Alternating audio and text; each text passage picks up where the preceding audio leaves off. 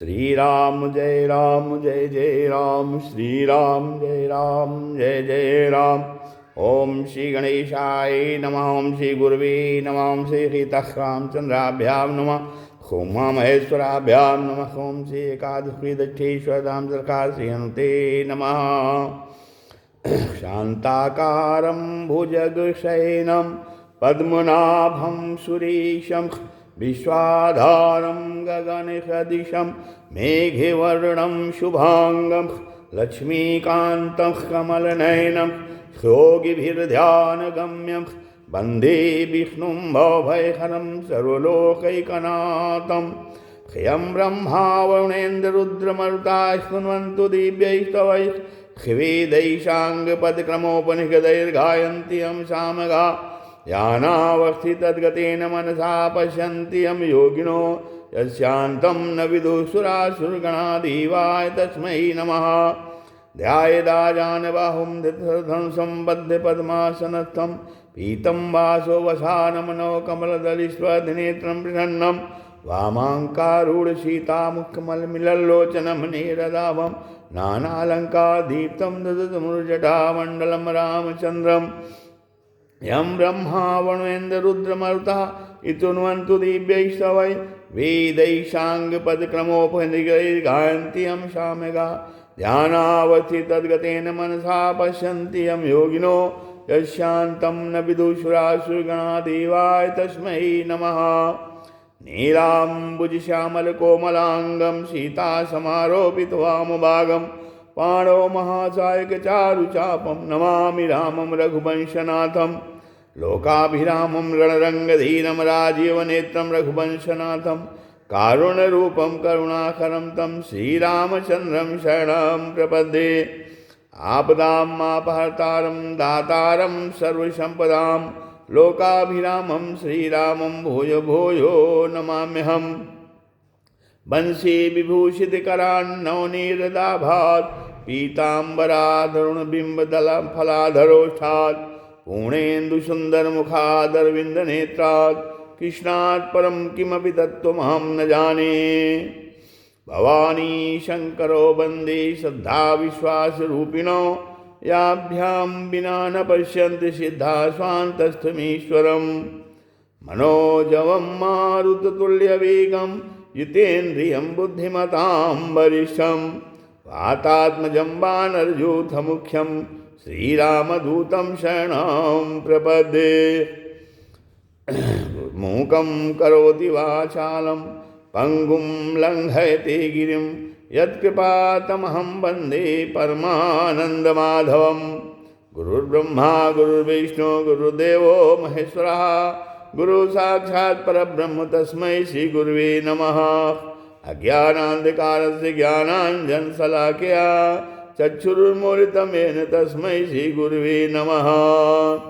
श्रीराम जय जय राम, श्रीराम जय जय राम, श्रीराम जय जय राम, श्रीराम जय जय राम। सत्संग क्रम में आज श्रीमद् भगवद गीता के अध्याय 9 के 7वें श्लोक से आगे का कथन श्रवण किया जा रहा है। इसके पहले इस भगवान ने जो है संपूर्ण प्राणियों की स्थिति जो है अपने में बताई है और उनके महासर्ग और महाप्रलय का वर्णन जो है अब आगे कर रहे हैं। हाँ, तो भगवान कहते हैं सर्वभूतानि कौन्तेय प्रगतिं यान्ति मामिकीं कल्पक्षय पुनस्तानि कल्पादौ वृषिजाम्यहम्। हे भगवान कहते हैं कुंती नंदन अर्जुन, कल्पों का क्षय होने पर संपूर्ण प्राणी मेरी प्रकृति को प्राप्त होते हैं और कल्पों के आदि में मैं फिर उनकी रचना करता हूँ। कल्पक्षय पुनस्तानि कल्पादौ वृषिजाम्यहम्। और जब कल्प का प्रारंभ होता है तो मैं फिर से उनकी रचना करता हूँ। सर्वभूतानि कौन्तेय प्रकृतिं यान्ति मामिकीं। हाँ, संपूर्ण प्राणी जो है मेरे ही अंश हैं भगवान कहते हैं और सदा मेरे में ही स्थित रहने वाले हैं, परंतु वे प्रकृति और प्रकृति के कार्य और शरीर आदि के साथ तादाद में अर्थात मैं और मेरेपन का संबंध होकर बना करके जो कुछ भी कर्म करते हैं उन कर्मों तथा उनके फलों के साथ उनका संबंध जुड़ता जाता है। अब जिससे वे प्राणी जो है बार बार जन्मते मरते रहते हैं, और जब महाप्रलय का समय आता है जिसमें ब्रह्मा जी 100 वर्ष की आयु पूरी होने पर लीन हो जाते हैं, तो उस समय जो है प्रकृति के परवश हुए वे संपूर्ण प्राणी प्रकृति जन्य संबंध को लेकर अर्थात अपने अपने कर्मों को लेकर भगवान कहते हैं मेरी प्रकृति में लीन हो जाते हैं। और महासर्ग के समय प्राणियों का जो स्वभाव होता है उसी स्वभाव को लेकर वे महाप्रलय में लीन होते हैं। तो पुनस्तानी कल्पादो विसृजाम, और फिर जब महाप्रलय के समय जो है अपने अपने कर्मों को लेकर प्रकृति में लीन होते हैं, तो ऐसे जो प्रकृति में लीन हुए प्राणी हैं तो प्राणियों के कर्म जब परिपक्व हो जाते हैं तो परिपक्व होकर फल देने के लिए फिर उन्मुख हो जाते हैं, और तब प्रभु के मन में बहुश्याम प्रजाए अथा ऐसा संकल्प होता है। हाँ, तो यही इस महासर्ग का आरंभ है। इसी को भगवान ने 8वें अध्याय की इस तीसरे श्लोक में कहा है, भूत भावोद्भव करो विसर्गा कर्म संगीता, अर्थात संपूर्ण प्राणियों का जो होनापन है उसको प्रकट करने के लिए भगवान का जो संकल्प है यही विसर्ग अर्थात त्याग है, और यही आदि कर्म है। अब फिर आगे भगवान 14वें अध्याय में इसी को गर्भधाम्य हम और हम बीज प्रदापिता कहा है। इसका यह तात्पर्य हुआ कि कल्पों के आदि में अर्थात महासर्ग के आदि में ब्रह्मा जी के प्रकट होने पर मैं पुनः प्रकृति में लीन हुए जो प्रकृति के परवश हुए जीव हैं उन जीवों का उनके कर्मों के अनुसार उन योनियों में शरीरों में तो उन योनियों के साथ विशेष संबंध करा देते हैं। यह मेरा उनकी रचना है, उनको रचना है। तो इसी को भगवान ने 4थे अध्याय के 13वें श्लोक में कहा है, चातुर्वर्णम मया सिष्टम गुण कर्म विभाग सा, अर्थात भगवान कहते हैं कि मेरे द्वारा गुणों और कर्म के विभाग पूर्वक चारों वर्णों की रचना की गई है। चातुर्वर्णम मया सिष्टम गुण कर्म विभाग सहा। अब ब्रह्मा जी के एक दिन का नाम जो है कल्प है, और जो मानवी 1000 चतुर्युगी का होता है। ब्रह्मा जी के एक दिन को हम कल्प कहते हैं, और वह ब्रह्मा जी का एक दिन जो है मनुष्यों के 1000 चतुर्युगी के बराबर होता है। चतुर्युग माने एक चतुर्युगी माने सतयुग, त्रेता, द्वापर, कलयुग। तो ये एक चतुर्युगी हुआ। इस प्रकार से 1000 चतुर्युगी जब बीत जाता है तो ब्रह्मा जी का एक दिन वो होता है, और उस एक दिन को कल्प कहते हैं। और फिर इतने ही समय की ब्रह्मा की एक रात ही होती है, अर्थात 1000 चतुर्युगी की मनुष्यों की 1000 चतुर्युगी की ब्रह्मा जी की एक रात भी होती है। तो इस हिसाब से एक दिन और एक रात हुआ। इस हिसाब से ब्रह्मा जी का जो है आयु 100 वर्ष की होती है। अब ब्रह्मा जी की आयु समाप्त होने पर जब ब्रह्मा जी लीन हो जाते हैं उस महाप्रलय को यहाँ कल्प क्षय कहा जाता है। तब जब ब्रह्मा जी पुनः प्रकट होते हैं उस महासर्ग को कल्पादो पद से कहा गया है। कल्पादो कल्प के आदि में, और कल्प क्षय कल्प के क्षय होने पर, अंत होने पर। सर्वभूतानि प्रकृति में आंति, महाप्रलय में तो जीव स्वयं प्रकृति को प्राप्त होते हैं। और तानि कल्पादो विसृजामि, फिर महासर्ग के आदि में भगवान कहते हैं मैं उनकी रचना करता हूँ। अब ये 2 प्रकार की क्रियाएं देने का तात्पर्य क्या है कि क्रियाशील होने से प्रकृति स्वयं लय की तरफ जाती है, अर्थात क्रिया करते करते थकावट होती है तो प्रकृति का परमात्मा में लय होता है। और ऐसी प्रकृति के साथ संबंध रखने से महाप्रलय के समय प्राणी भी स्वयं प्रकृति में लीन हो जाते हैं और प्रकृति परमात्मा में लीन हो जाती है। तब महासर्ग के आदि में उनके परिपक्व कर्मों का फल देकर उनको शुद्ध करने के लिए भगवान कहते हैं मैं उनके शरीरों की रचना करता हूँ, और रचना उन्हीं प्राणियों करता हूँ जो कि प्रकृति के परवश हुए हैं। जैसे मकान का निर्माण तो किया जाता है पर वह धीरे धीरे स्वतः गिर जाता है, ऐसे ही शिष्य की रचना तो भगवान करते हैं पर प्रलय स्वतः होता है। इससे सिद्ध हुआ ये प्रकृति के कार्य संसार शरीर की रचना में तो भगवान का हाथ है, पर प्रकृति का कार्य ह्रास की तरफ स्वतः जाता है, नष्ट होने की तरफ स्वतः जाता है। ऐसे ही भगवान का अंश होने के कारण जीव जो है स्वतः भगवान की तरफ उत्थान की तरफ जाता है। परंतु जब वह कामना ममता आसक्ति करके, परंतु जब जीव कामना ममता आसक्ति करके स्वतः पतन मन ह्रास की तरफ जाता है, जाने वाले नाशवान शरीर संसार के साथ अपना संबंध मान लेता है। जब जीव जो है नाशवान शरीर संसार के साथ अपना संबंध मान लेता है, तब वह पतन की तरफ चला जाता है। इसलिए मनुष्य को अपने विवेक को महत्व देना चाहिए और अपने विवेक को महत्व देकर तत्परता से अपना उत्थान करना चाहिए। अर्थात कामना ममता आसक्ति का त्याग करके केवल भगवान के ही सम्मुख हो जाना चाहिए। कामना ममता और आसक्ति को त्याग करके जीव को भगवान के सम्मुख हो जाना चाहिए मनुष्य को।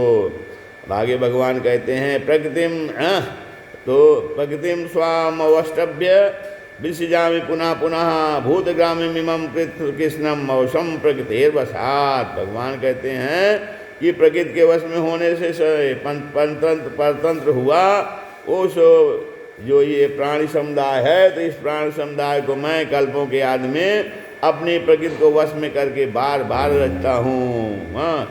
प्रकृतिम स्वाम अवष्टभ्य विसृजामि पुनः पुनः, बार बार रचता हूँ। तो यहाँ प्रकृति शब्द जो है व्यष्टि प्रकृति का वाचक है। महाप्रलय के समय सभी प्राणी अपनी आदि प्रकृति अपनी व्यष्टि प्रकृति अर्थात कारण शरीर में लीन हो जाते हैं, और व्यष्टि प्रकृति फिर समष्टि प्रकृति में लीन होती है, और समष्टि प्रकृति परमात्मा में लीन होती है। तब जीवों के कर्म फल देने के लिए उन्मुख हो जाते हैं, और उस उन्मुखता के कारण भगवान में बहुश्याम प्रजाए यह संकल्प होता है। जिससे समष्टि प्रकृति में क्षोभ अर्थात हलचल पैदा हो जाता है। जैसे दही को बिलोया जाए तो उसमें मक्खन और छाछ ये दो चीज़ें पैदा हो जाती हैं। मक्खन तो ऊपर आ जाता है और छाछ नीचे रह जाती है। तो यहाँ मक्खन सात्विक है, छाछ तामस है, और बिलोना रूप क्रिया जो है वो राजस्व है। ऐसे ही भगवान के संकल्प से प्रकृति में क्षोभ हुआ, तो प्रकृति से सात्विक राजस और तामस ये तीनों गुण पैदा हो गए। अब उन तीनों गुणों से स्वर्ग मृत्यु और पाताल ये तीनों लोक पैदा हुए। फिर उन तीन लोकों में भी अपने अपने गुण कर्म और विभाग से और स्वभाव से सात्विक राजस और तामस जीव पैदा हुए। अर्थात कोई सत प्रधान है, कोई रजा प्रधान है, और कोई तमः प्रधान है, तम प्रधान है। तब इसी महासर का वर्णन आगे 14वें अध्याय के 30वें श्लोक में भगवान ने किया है कि वहाँ परमात्मा की प्रकृति को माद ब्रह्म कहा गया है, और परमात्मा के अंश जीवों को अपने अपने गुण कर्म और स्वभाव के अनुसार प्रकृति के साथ विशेष संबंध करा देने को बीज स्थापन करना कहा गया है। अब ये जीव जो है महाप्रलय के समय प्रकृति में लीन हुए थे, तो तत्वतः प्रकृति का कार्य प्रकृति में लीन हुआ था, और परमात्मा का अंश अर्थात चेतन समुदाय परमात्मा में लीन हुआ था। परंतु वह चेतन समुदाय अपने गुणों और कर्मों के संस्कारों को साथ लेकर ही परमात्मा में लीन हुआ था। इसलिए परमात्मा में लीन होने पर भी वह मुक्त नहीं हुआ।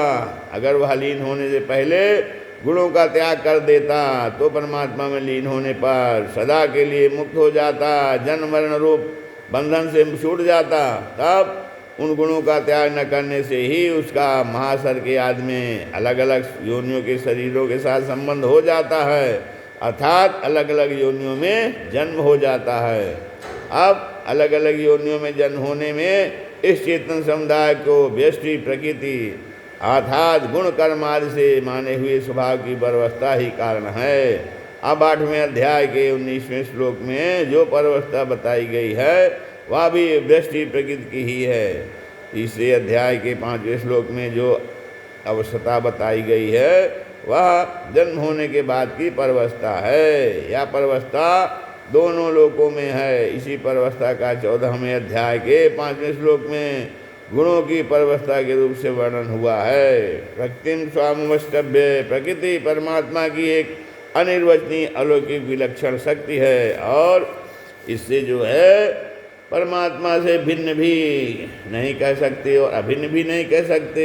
ऐसी अपनी प्रकृति को स्वीकार करके परमात्मा महासर के आत्मे प्रकृति के परवश हुए जीवों की रचना करते हैं और परमात्मा प्रकृति को लेकर ही सृष्टि की रचना करते हैं, प्रकृति के बिना नहीं। कारण के सृष्टि में जो परिवर्तन होता है, उत्पत्ति विनाश होता है, वह सब प्रकृति में ही होता है, भगवान में नहीं होता। अतः भगवान क्रियाशील प्रकृति को लेकर ही सृष्टि की रचना करते हैं। इसमें भगवान की कोई असमर्थता, पराधीनता, अभाव, कमजोरी आदि नहीं है। अब जैसे मनुष्य के द्वारा विभिन्न कार्य होते हैं तो वे विभिन्न कारण उपकरण इंद्रियों और वृत्तियों से होते हैं, पर यह मनुष्य की कमजोरी नहीं है। प्रत्युत यह उसका इन कारण उस उपकरण आदि पर आधिपत्य है जिससे वह इनके द्वारा कर्म करा लेता है। हाँ, मनुष्य में यह कमी है कि वह उन कर्मों को अपना और अपने लिए मान लेता है जिससे वह लिप्त हो जाता है, अर्थात अधिपति होता हुआ भी गुलाम हो जाता है। ऐसे ही भगवान सृष्टि की रचना करते हैं तो उनका प्रकृति पर आधिपत्य ही सिद्ध होता है, पर आधिपत्य होने पर भी भगवान में लिप्तता आदि नहीं होती। ऋषिजाम पुनः पुनः, यहाँ के उपसर्ग पूर्वक ऋषिजाम क्रिया देने का तात्पर्य है कि भगवान जिन जीवों की रचना करते हैं वो विविध अर्थात अनेक प्रकार के कर्मों वाले होते हैं, इसलिए भगवान उनकी विविध प्रकार से रचना करते हैं, अर्थात स्थावर, जंगम, स्थूल, सूक्ष्म आदि भौतिक शरीरों में भी कई जो है पृथ्वी प्रधान, कई तेज प्रधान, कई वायु प्रधान और अनेक प्रकार के शरीर होते हैं, उन सब की भगवान रचना करते हैं। अब यहाँ यह बात समझने की है कि भगवान उन्हीं शरीरों की रचना करते हैं जो व्यस्त प्रकृति के साथ मैं और मेरा करके प्रकृति के वश में हो गए हैं। व्यष्टि प्रकृति के परवश होने से ही जीव समष्टि प्रकृति के परवश होता है और प्रकृति के परवश न होने से महासर्ग में उसका जन्म नहीं होता। इस प्रकार से आसक्ति और कर्तृत्वाभिमान पूर्वक कर्म करने से मनुष्य कर्मों में बंध जाता है और भगवान बार बार सृष्टि रचना रूप कर्म करने से भी क्यों नहीं बनते, इसका उत्तर आगे बता रहे हैं कि न च माम तानि कर्माणि निबध्नन्ति धनंजय उदासीनम अशक्तम तेषु कर्मसु। कहते हे धनंजय, हे अर्जुन, उन सृष्टि की रचना आदि कर्मों में जो है मैं अनासक्त और उदासीन की तरह हम रहते हैं और मेरे को वे कर्म नहीं बांधते, इसलिए वे कर्म मेरे को नहीं बांधते हैं। तो महासर के याद ने प्रकृति के परवश हुए प्राणियों की उनके कर्मों के अनुसार उनके विविध प्रकार से रचना रूप जो कर्म हैं उसमें मेरी आसक्ति नहीं है, कारण कि मैं उसमें उदासीन की तरह रहता हूँ, अर्थात प्राणियों के ऊपर होने पर मैं हर्षित नहीं होता और उनके प्रकृति में लीन होने में खिन्न नहीं होता। अब यहाँ उदासीन पद में ये इस सब का अर्थ ये तरह है, अतः इस पद का अर्थ हुआ उदासीन की तरह। उदासीन माने उदासीन की तरह। भगवान ने अपने को उदासीन की तरह क्यों कहा? कारण कि मनुष्य उसी वस्तु से उदासीन होता है जिस वस्तु की वह सत्ता मानता है, परंतु जिस संसार की उत्पत्ति स्थिति और प्रलय होता है उसकी भगवान के सिवाय कोई स्वतंत्र सत्ता ही नहीं है। इसलिए भगवान उस संसार की रचना रूप कर्म से उदासीन क्या रहें, वे तो उदासीन की तरह रहते हैं, क्योंकि भगवान की दृष्टि में संसार की कोई सत्ता ही नहीं है। तात्पर्य है कि वास्तव में यह सब भगवान का ही स्वरूप है, इनकी स्वतंत्र सत्ता है ही नहीं, तो अपने स्वरूप से भगवान क्या उदासीन हैं, इसलिए उन्होंने भगवान उदासीन की तरह हैं। न च माम तानि कर्माणि निबध्नन्ति, भगवान कहते हैं पुरुषों के लिए भगवान ने कहा कि मैं प्राणियों को बार बार रचता हूँ, उन रचना रूप कर्मों को ही। यहाँ तानि कहा है, वे कर्म मेरे को नहीं मानते, भगवान कहते हैं, क्योंकि उन कर्मों और उनके फलों के साथ मेरा कोई संबंध नहीं है। ऐसा कह के भगवान मनुष्य मात्र को यह शिक्षा दे देते हैं कि कर्म बंधन से छूटने को मुक्ति बताते हैं कि वही जैसे मैं कर्मों से आसक्त न होने से बनता नहीं हूँ। मेरे ही तुम लोग भी